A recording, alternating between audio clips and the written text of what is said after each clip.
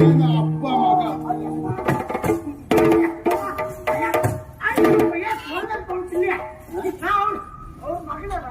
ಓ ಹಾಗೆ ಅವರೆಲ್ಲ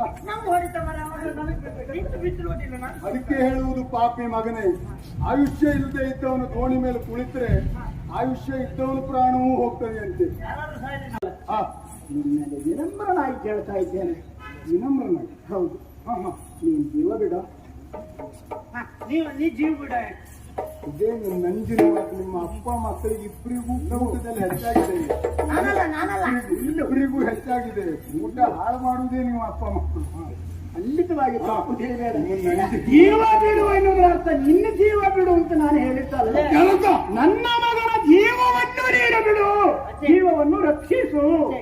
ಜೀವಿಸು ಈಗ ಹೇಳ್ತೀಯಲ್ಲ, ಅವಾಗ ಹೇಳಿದ್ರೆ ನೀನು ಸತ್ತೋಗ್ತಿದ್ದೀಯ. ಇಲ್ಲ, ನಿನ್ನೆದ್ರೆ ನಂಜಿಲ್ಲ.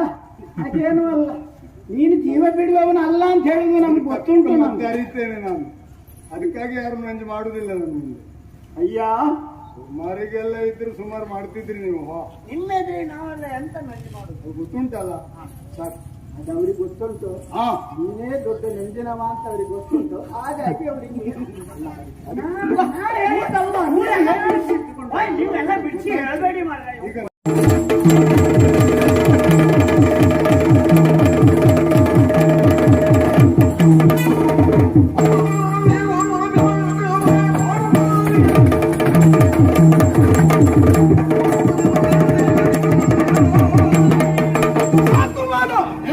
ವಯಸ್ಸಾದಂತ ನನ್ನ ತಂದೆಯವರ ಕರವನ್ನು ಕಟ್ಟಿ ರಥದಲ್ಲಿ ಕುಳ್ಳಿರಿಸಿಕೊಂಡು ಎಳೆದುಕೊಂಡು ಹೋಗುವುದಕ್ಕೆ ಮುಂದಾಗ್ತಾ ಇದೆಯಲ್ಲ, ಭ್ರಷ್ಟ ಮಾಡುವುದಕ್ಕೆ ಯಾರಿಲ್ಲ ಹೇಳುವುದಾಗಿ ಯೋಚನೆ ಮಾಡಬೇಡ. ಅವನ ಸುಕುಮಾರ ವೀರವರ್ಮ ಮಾಡಿದ್ದಾನೆ.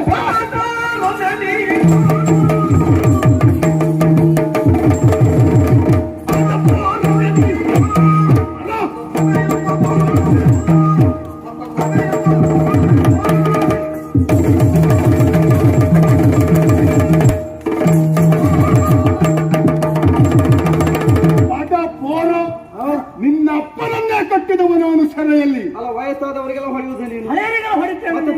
ಅಲ್ಲ, ವಯಸ್ಸಾದವರಿಗೆ ಹೊಡಿಲಿಕ್ಕೆ ಮುಂದಾದದ್ದಲ್ಲ. ಎಳೆಯವರು ನೀವೇ ಬರ್ಲಿಲ್ಲ ಅಂತಾದ್ರೆ ಮಲ್ಕೊಂಡ್ರೆ ನಾನೇನಲ್ಲ. ನಾವು ಬರುವಾಗ ನೀ ಇದ್ದಲ್ಲ, ನೀನು ಬರುವಾಗ ನಾವು ಓಡಿ ಹೋದಲ್ಲ. ನಾವು ಇಲ್ಲದಿರೋದ ಸಮಯವನ್ನೇ ಸಾಧಿಸಿ ನೀನು ಬಂದದ್ದು. ನನಗದು ಗೊತ್ತಿಲ್ಲ. ನಿಮ್ಮ ನಾಡಿಗೆ ಬರುವಾಗ ಯಾರ್ಯಾರೆಲ್ಲ ಎಷ್ಟೆಷ್ಟು ಹೊತ್ತಿಗೆ ಮನೆಯಲ್ಲಿ ಇರ್ತೀರಿ, ಇಲ್ಲ ಯಾರ್ಯಾರೆಲ್ಲ ಎಷ್ಟೊತ್ತಿಗೆ ನನಗೆ ಸಿಗ್ತೀರಿ ಅಂತ ಅದರ ಅಗತ್ಯ ನನಗಿಲ್ಲ. ಬೇಕಾದದ್ದು ನಿಮ್ಮೊಡೆಯ ನನಗೆ. ಆದ್ದರಿಂದ ಕರವನ್ನ ಕಟ್ಟಿದ್ದೇನೆ. ಏನು ಬಿಡಿಸುವ ಎಂಟದೆ ಬಂಟನ ನೀನು. ನಿನ್ನನ್ನು ಬಡಿದು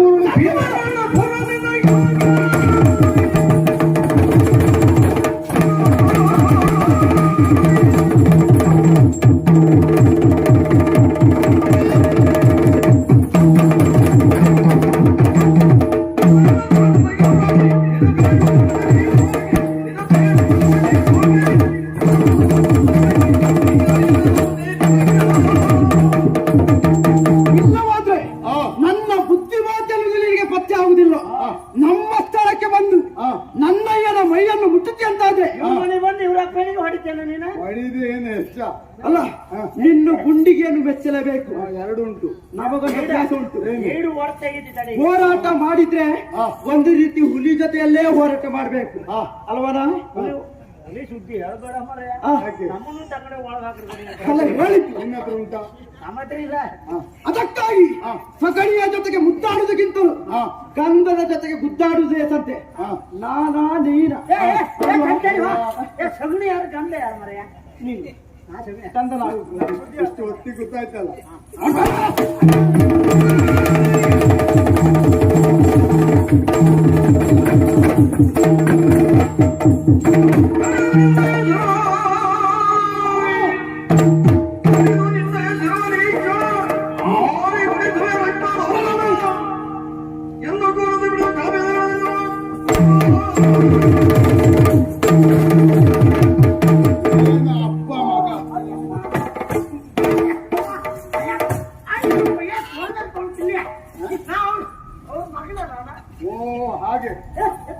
ಅವರೆಲ್ಲ. ನಮ್ಗೆ ಹೊಡಿತ ಮರ ಅವರು ನಮಗೆ ಬಿಸಿರುವುದಿಲ್ಲ ನಾನು. ಅದಕ್ಕೆ ಹೇಳುವುದು ಪಾಪಿ ಮಗನೇ, ಆಯುಷ್ಯ ಇಲ್ಲದೆ ಇದ್ದವನು ದೋಣಿ ಮೇಲೆ ಕುಳಿತರೆ ಆಯುಷ್ಯ ಇದ್ದವನು ಪ್ರಾಣವೂ ಹೋಗ್ತದೆ ಅಂತೆ. ಯಾರಾದ್ರೂ ಸಾಯಲಿ ಈ ಗತಿಗೆಟ್ಟವ ಮತಿಗೆಟ್ಟವ ಇಬ್ಬರ ನಡುವೆ ನೀನು ಸೇರಿ ಏನಾದೆ ಗೊತ್ತಾ?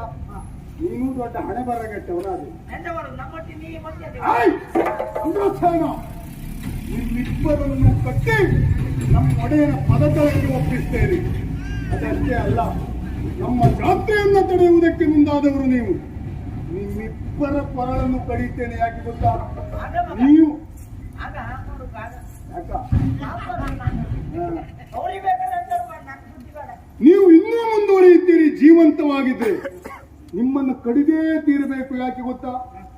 ಒಂದು ನಾಡು ಉಳಿಯಬೇಕು ಅಂತಿದ್ರೆ ಒಂದು ಗ್ರಾಮವನ್ನ ಬಲಿ ಕೊಡಬಹುದಂತೆ.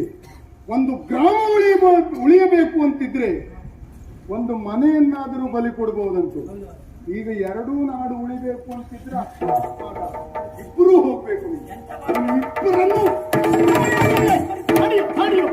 ಸಾಡು ಬೈರೇಸು ಎನ್ನ ಮಾತನಾಲೇಸು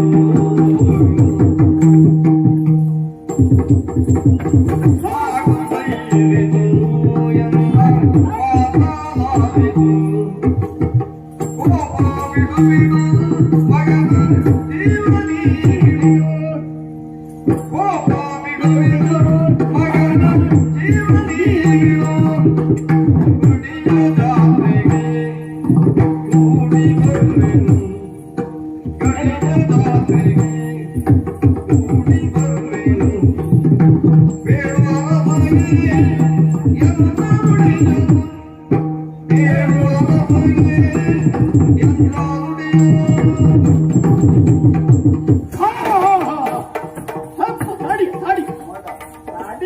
ಹೋದ್ರ ಅಪ್ಪನೇ ಹೋಗ್ಲಿ ಅಂತ ಆಲೋಚನೆ ಅವನಿಗೆ.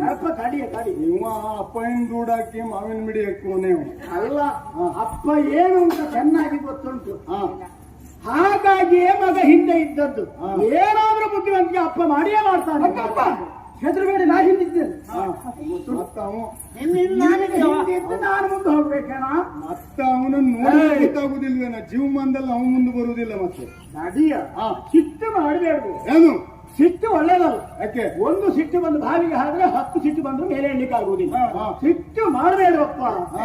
ನೋಡು, ನೀವು ಇಷ್ಟು ಮಾಡಿದ್ಮೇಲೂ ಸಿಟ್ಟು ಮಾಡದೇ ಇದ್ರೆ ಆ ಸಿಟ್ಟು ಮತ್ತೆ ಇದ್ದೇನು ಪ್ರಯೋಜನ? ಆ ಸಿಟ್ಟಿನಿಂದಲಾಗಿ ಏನು ಅನಾಹುತ ಆಗುತ್ತಾ ಇತ್ತು. ಈಗ ಎತ್ತಿದ ಕತ್ತಿಯಿಂದಲಾಗಿ ಕತ್ತು ಕತ್ತರಿಸ್ತೇನೆ. ನನ್ನ ಮಗನನ್ನ ಕುತ್ತಿಗೆ ಕತ್ತರಿಸುವುದಕ್ಕೆ ಮುಂದಾಗ್ತಾ ಇದೆಯಲ್ಲ. ನಿನ್ನಲ್ಲಿ ವಿನಮ್ರನಾಗಿ ಕೇಳ್ತಾ ಇದ್ದೇನೆ. ವಿನಮ್ರನಾಗಿ? ಹೌದು. ನೀನ್ ಜೀವ ಬಿಡ. ನೀ ಜೀವ ಬಿಡ. ಇದೇ ನಂಜಿನ ಮಾತು. ನಿಮ್ಮ ಅಪ್ಪ ಮಕ್ಕಳಿಗೆ ಇಬ್ಬರಿಗೂ ಊಟದಲ್ಲಿ ಹೆಚ್ಚಾಗಿದೆ. ಇಬ್ಬರಿಗೂ ಹೆಚ್ಚಾಗಿದೆ. ಊಟ ಹಾಳು ಮಾಡುವುದೇ ನೀವು ಅಪ್ಪ ಮಕ್ಕಳು. ಖಂಡಿತವಾಗಿ ತಪ್ಪು ತಿಳಿಬೇಡ. ಜೀವ ಬಿಡು ಎನ್ನುವುದರ ಅರ್ಥ ನಿನ್ನ ಜೀವ ಬಿಡು ಅಂತ ನಾನು ಹೇಳಿದ್ದಲ್ಲ. ನನ್ನ ಮಗನ ಜೀವವನ್ನು ನೀನು ಬಿಡು, ಜೀವವನ್ನು ರಕ್ಷಿಸು. ಜೀವವನ್ನು ರಕ್ಷಿಸು ಈಗ ಹೇಳ್ತೀಯಲ್ಲ, ಅವಾಗ ಹೇಳಿದ್ರೆ ನೀನು ಸತ್ತೋಗ್ತಿದ್ಯಾ ನೀನು? ಇಲ್ಲ, ನಿನ್ನದೇ ನಂಜಿಲ್ಲ. ಅದೇನು ಅಲ್ಲ, ನೀನು ಜೀವ ಬಿಡುವವನ ಅಲ್ಲ ಅಂತ ಹೇಳಿದ್ರು ನಮ್ಗೆ ಗೊತ್ತುಂಟು. ಮತ್ತೆ ಅರಿತೇನೆ ನಾನು. ಅದಕ್ಕಾಗಿ ಯಾರು ನಂಜು ಮಾಡುದಿಲ್ಲ ನನ್ನ ಮುಂದೆ. ಅಯ್ಯ, ಸುಮಾರಿಗೆಲ್ಲ ಇದ್ರು ಸುಮಾರು ಮಾಡ್ತಿದ್ರಿ ನೀವು. ನಿಮ್ಮೆದ್ರೆ ನಾವೆಲ್ಲ ಎಂತ ನಂಜಿ ಮಾಡುದು ಗೊತ್ತುಂಟಲ್ಲ ಸಾಕು. ಅದು ಅವ್ರಿಗೆ ಗೊತ್ತುಂಟು.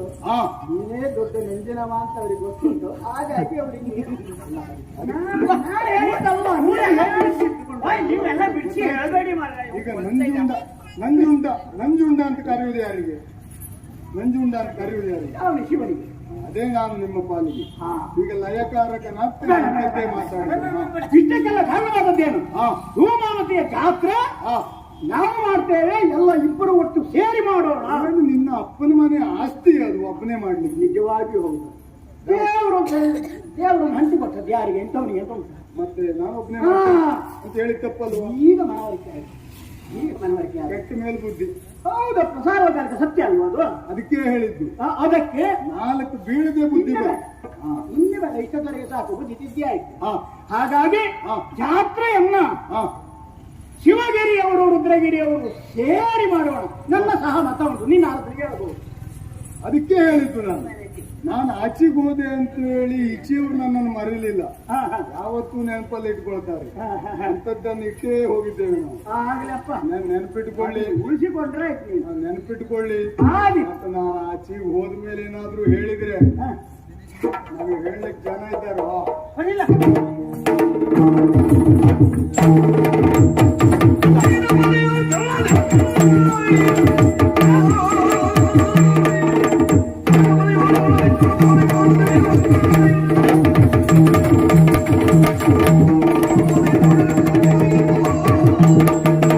ಎಂತ ತಪ್ಪು? ಅಲ್ಲ, ತಲೆಸರಿ ಉಂಟ ನಿಮಗೆ? ಯಾಕೆ ಏನಾಯ್ತು ಮಗ? ಇಲ್ಲವಾದ್ರೆ ಅವರಲ್ಲಿ ಹೋರಾಟ ಮಾಡ್ತಾ ಇದ್ದವ ನಾನು. ಹಾ. ಏನೋ ಒಂದು ಬಾರಿ ಹಾ.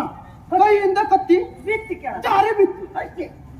ತಗ ಹೊಡಿತಿದ್ದಿದೆ. ಮತ್ತೆ ಅಷ್ಟು ಅಷ್ಟೊಳಗೆ ನೀವು ಮಾಡ್ತೇನು? ಹೋಗಿ ಹೋಗಿ ಅವರಲ್ಲಿ ಕ್ಷಮೆ ಯಾಚಿಸಿದ್ದಾನೆ. ಹೌದು.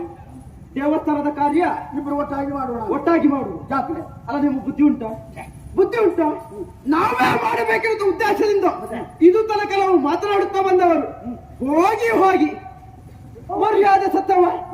ಅಲ್ಲ, ಈ ವರ್ಷ ಬಂದ್ಕೊಂಡು ನನಗೆ ಹೇಳ್ತಾರ ಮರ್ಯಾದೆ ಸತ್ತವ ಅಂತವ್ರು ಕಾಲಿ ಹಿಡಿಯುವುದಿಲ್ಲ ನೀವು. ಅಲ್ಲ, ಆಚೆ ಒಂದು ನೆಲ ಸಿಗ್ಲಿಲ್ಲ ಅಂತ ಉದ್ದೇಶದಿಂದ ಈಚೆ ಬಂದ.